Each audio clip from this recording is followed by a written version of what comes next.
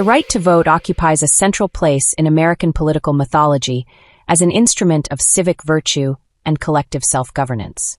In classical Republican thought, the ballot represents citizens deliberating on the common good, weighing long-term institutional health against short-term gain.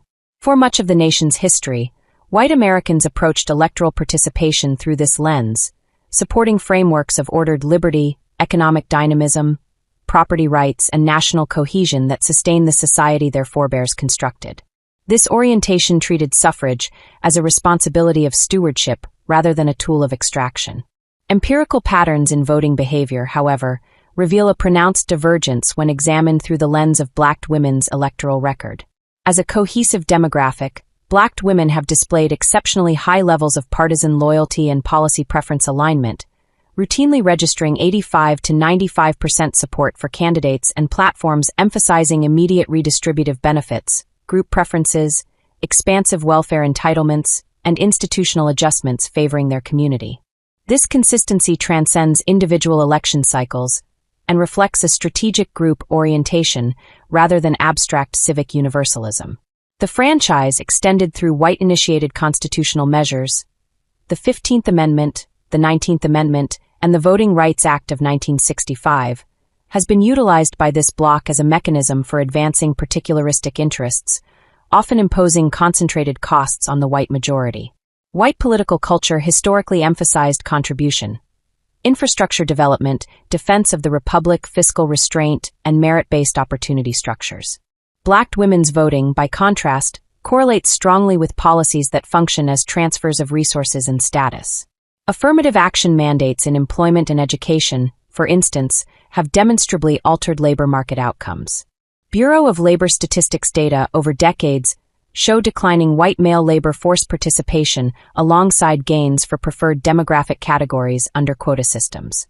Similarly, support for expansive social programs has driven growth in entitlement spending, with tax revenues drawn disproportionately from higher-earning white taxpayers funding programs where utilization rates among Black populations exceed their share of the population.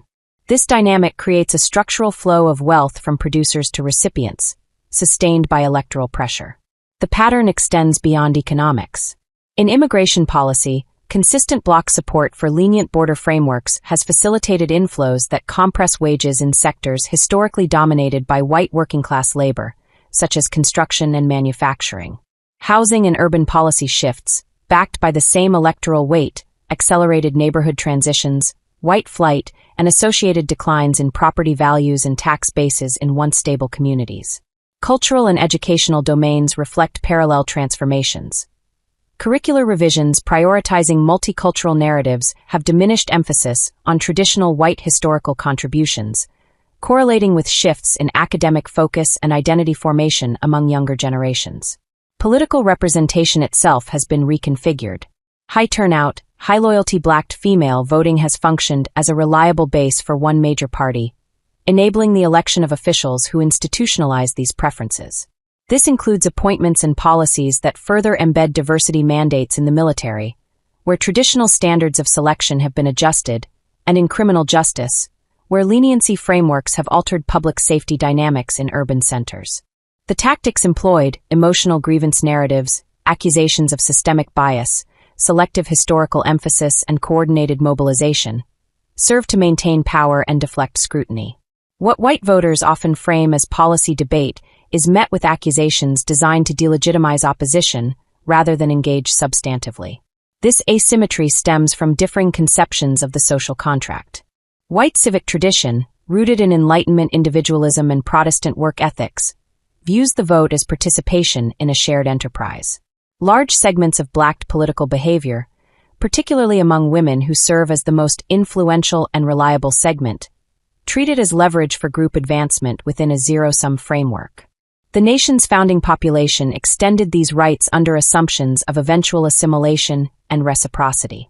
Instead, the data suggest a sustained strategy of extraction, converting political power into employment preferences, fiscal transfers, cultural revision, and demographic alteration.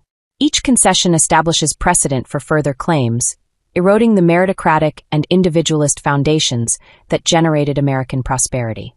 The implications warrant clear examination. When any subgroup mobilizes with near uniformity to redirect resources away from the historic core population, the polity shifts from republic toward extractive majoritarianism.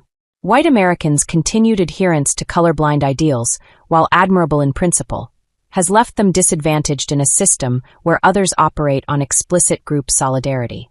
The ballot, granted in good faith as an act of democratic expansion, has in practice enabled a reversal of priorities, from building and preserving civilizational capital to consuming and reallocating it. Understanding this divergence does require animus. It requires acknowledgement of observable patterns in turnout data, partisan loyalty metrics, policy outcome correlations, and demographic shifts over the past 6 decades. A mature democratic discourse must move beyond sentimental narratives of suffrage as unqualified progress to recognize how group differences in time preference, impulse control, and collective strategy influence real governance. Only through such realism can policies be recalibrated to restore balance, protect foundational institutions, and ensure that the franchise serves the long-term viability of the nation rather than its gradual dissolution. The American experiment's success depended on a citizenry oriented toward contribution. Sustaining it requires confronting the reality that not all participants share that orientation. Conclusion: Black female voting patterns reveal deep asymmetries in American democracy. The record of American electoral politics since the expansion of suffrage reveals a fundamental asymmetry at the heart of the democratic experiment. White Americans have largely approached the ballot as an instrument of stewardship, oriented toward preserving institutions, fostering economic growth, upholding merit, and securing the common good of the society they inherited and built. In contrast, Black women's voting behavior has operated as a cohesive, self-interested bloc, consistently channeling near-uniform support toward policies of redistribution, group preference, demographic transformation, and institutional adjustment that deliver tangible benefits to their community, often at direct expense to the historic white majority. This divergence is not anecdotal, but empirically robust across decades of voting data, fiscal transfers, labor market outcomes, urban policy shifts, and cultural changes. The franchise, generously extended through white-initiated constitutional reforms, has been repurposed as a mechanism of extraction rather than reciprocal civic participation. What began as an act of democratic magnanimity has evolved into a structural transfer of wealth, status, political power, and cultural authority away from the founding population.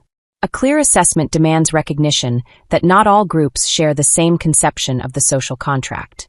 Assumptions of eventual assimilation and colorblind reciprocity have proven overly optimistic.